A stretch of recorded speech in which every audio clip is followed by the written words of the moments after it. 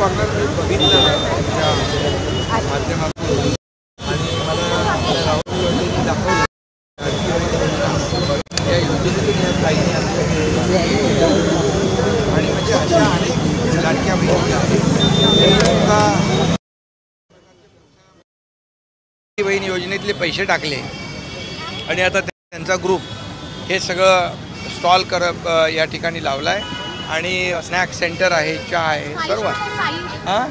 आणि त्यामुळे अशा प्रकारचा व्यवसाय आमच्या लाडक्या बहिणी करतायत.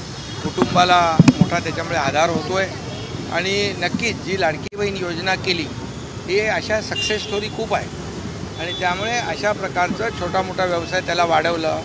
काही आपल्या बहिणी एकत्र येऊन त्यांनी ग्रुप बनवला, क्रेडिट सोसायटी केली, काही लोकांनी साडी विकण्याचा व्यवसाय त्यांचा होता तो वाढवला, पूजेचं सामानाचा व्यवसाय वाढवला, अनेक आता तुम्ही हे उदाहरण समोर बघताय.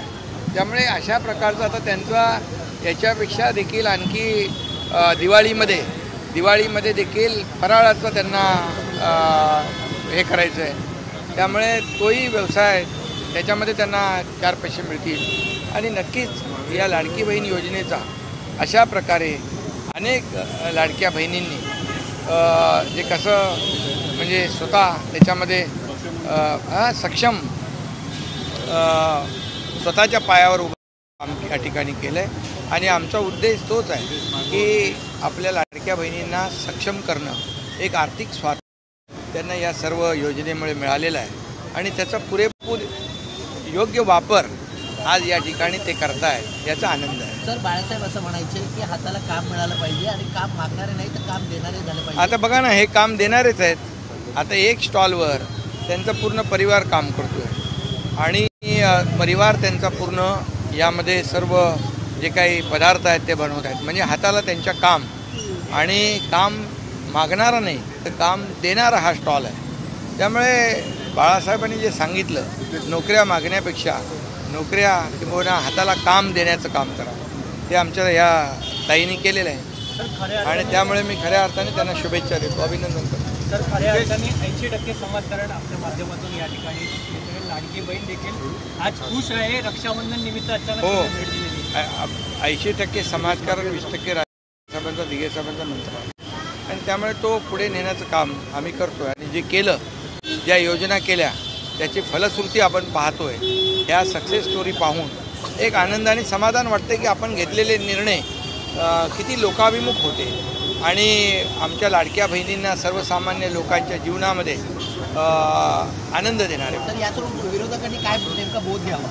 विरोधकांनी इथे येऊन चहा प्यावी, नाश्ता करावा आणि त्यांनी पाहावं की लाडकी बहीण योजना कशी यशस्वी आणि त्यांनी देखील इतरांनाही सांगावं की अशा प्रकारचा व्यवसाय करा आणि सक्षम हो. सर, हिंदी में लाडली बहन योजना का जो है काफ़ी लाभ जो है अभी महिलाओं में दिखाई दे रहा है. लाडली बहन योजना का ये जो स्टॉल उन्होंने लगाया है, ये हमारी लाडली बहना वो अभी यहाँ पर पूरा उनका परिवार काम कर रहा है और ये सक्सेस स्टोरी बहुत है. कई ऐसी लाडली बहना है कि उन्होंने ग्रुप बनाकर ये व्यवसाय शुरू किया है.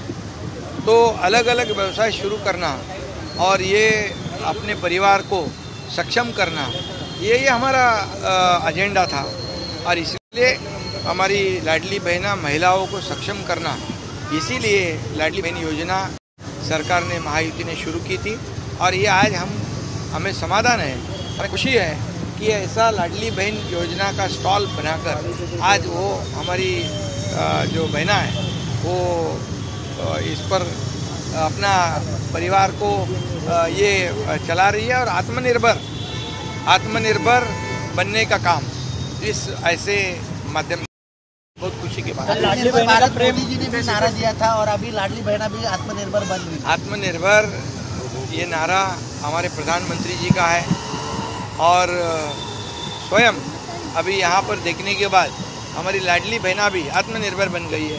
ये सक्सेस स्टोरी आहे सर. पण मला त्यांना सर्वांना एकच सांगायचं आहे की तुमच्यासाठी 1500 रुपये ही फार छोटी रक्कम असेल, पण आम्हाला सर्वसामान्य लोकांना माहिती आहे की आम्हाला त्याची किती मदत होते ती. त्याच्यामुळे तुम्ही साहेबांनी तुम्ही पुन्हा एकदा तुम्ही दाखवलं. द्या त्यांना. ताई, ताई, हे थांब, हे कुणाल 2 मिनिट थांब. गणेश महाजन यांची माहिती महाराष्ट्रातील सुमारे 172हून अधिक जणांना सुखरूप बाहेर काढलं. शिंदेच्या शिवसेनेकडून श्रीनगरमध्ये in association with The Realme 15 Series 5G. Live real in every shot. Tata पंच, इंडिया की SUV. हेडलाईन्सचे प्रस्तुतकर्ता अभयचे जांभूळयुक्त जंबो वासव, मधुमेहींसाठी संजीवनी.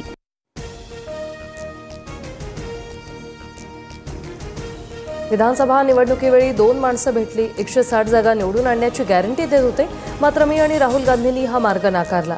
शरद पवार यांचा मोठा गौप्यस्फोट. एक हिंदीमध्ये करूयात, मी करतोय सोलो. पवारही सांगू लागले. त्यांच्यावर राहुल गांधींच्या भेटीचा परिणाम. शरद पवारांच्या दाव्यावर मुख्यमंत्री फडणवीसांची टीका.